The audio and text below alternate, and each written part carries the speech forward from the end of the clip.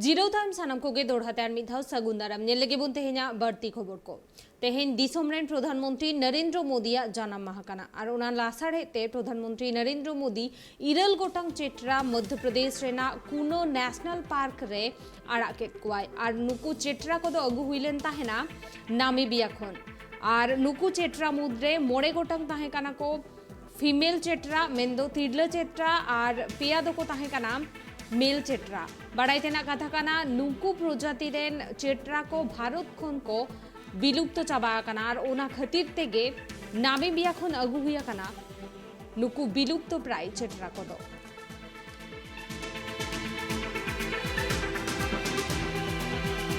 समय का चक्र हमें अतीत को सुधार कर नए भविष्य के निर्माण का मौका देता है। आज सौभाग्य से हमारे सामने एक ऐसा ही क्षण है। दशकों पहले जैव विविधता की सदियों पुरानी जो कड़ी टूट गई थी, विलुप्त हो गई थी, आज हमें उसे फिर से जोड़ने का मौका मिला है। आज भारत की धरती पर चीता लौट आए हैं और मैं ये भी कहूंगा कि इन चीतों के साथ ही भारत की प्रकृति प्रेमी चेतना भी पूरी शक्ति से जागृत हो उठी है। मैं इस ऐतिहासिक अवसर पर सभी देशवासियों को बहुत बहुत बधाई देता हूं। विशेष रूप से मैं हमारे मित्र देश नामीबिया और वहां की सरकार का भी धन्यवाद करता हूं, जिनके सहयोग से दशकों बाद चीते भारत की धरती पर वापस लौटे हैं। मुझे विश्वास है ये चीते न केवल प्रकृति के प्रति हमारी जिम्मेदारियों का बोध कराएंगे, बल्कि हमारे मानवीय मूल्यों और परंपराओं से भी अवगत कराएंगे। साथियों, जब हम अपनी जड़ों से दूर होते हैं तो बहुत कुछ खो बैठते हैं।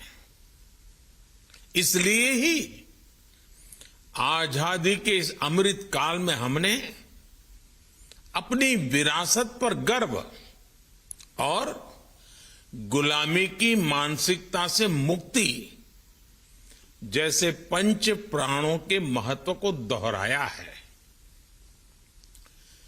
पिछली सदियों में हमने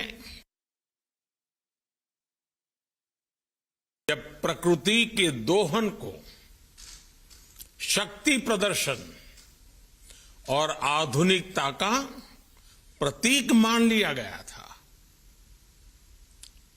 1947 में जब देश में केवल आखिरी 3 चीते बचे थे तो उनका भी साल के जंगलों में निष्ठुरता और गैर जिम्मेदारी से शिकार कर लिया गया।